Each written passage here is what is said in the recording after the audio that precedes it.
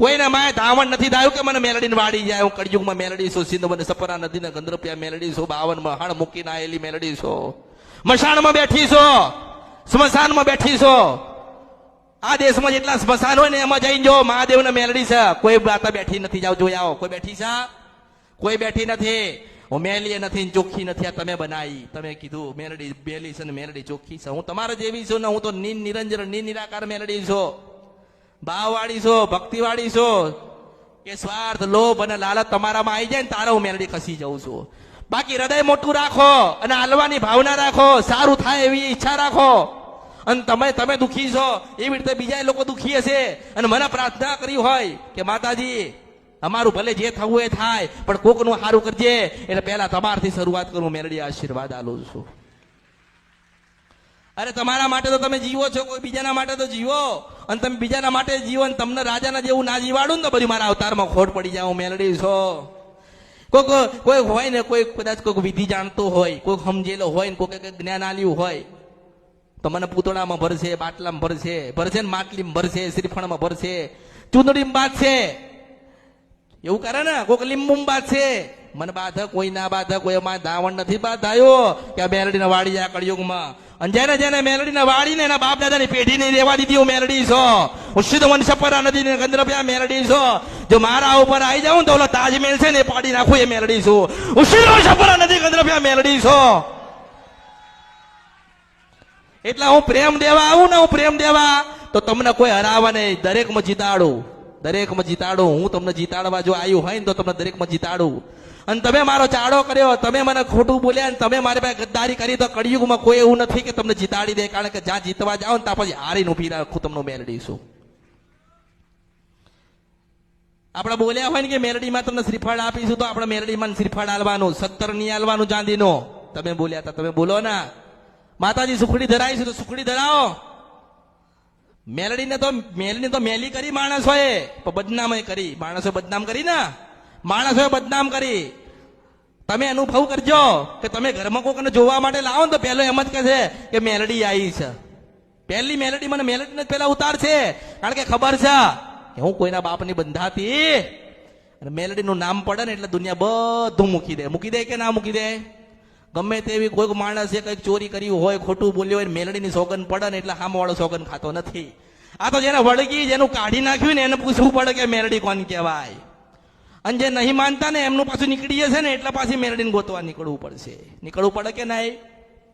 અને મેલડી જ્યાં છે ને, જેને મેલડી મળી, હું તો એમ કહું છું કે રૂપિયા મળવા હોય તો મળે, દીકરા મળવા હોય તો મળે, દીકરી મળવી હોય તો મળે, સારું ઘર મળવું હોય તો મળે, પણ આપણા ઘરે મેલડી મળી છે ને એટલે દુનિયા મળી છે. હું એમ કહું છું. આટલી બધી કળિયુગમાં માતાજી છે, આટલી બધી છે ને માતાજી. કેટલા બધા માતાજીઓ છે, બહુ માતાજીઓ છે ને. અલગ અલગ સ્વરૂપ અલગ છે, નામ અલગ છે, કામ અલગ છે. પણ આ કળિયુગમાં અમૃતની મેલડી જેવી કોઈ મેલડી નથી. હું સિદ્ધ વંશપરા નદી ગંદ્રપ્યા મેલડી છું. આ કળિયુગમાં હું લાયેલી કે સમય સાથે વાત કરતી હોય ને તો અમૃતની મેલડી વાત કરતી હતી. જાવ ઇતિહાસના પાના ખોલો, કોઈ વાત નથી કરી. કોઈ ગમે તે માતા હતી, કોઈ દેવ હતા ને, એને સમય સાથે વાત નહીં કરી. મેં સમય સાથે બનાવીને આપ્યું છે કે પાવાગઢમાં બેઠી છું, તારતી વડો તો મળી જા. આ પગથિયે બેઠી છો અને આટલા વાગે બને તો માંજે કે હું સિંધ વંશપરા નદીના ગંદ્રપ્યા મેલડી હતી. એટલે હું કાળીનો એક કહું છું, જાદુગર મેલડી છું.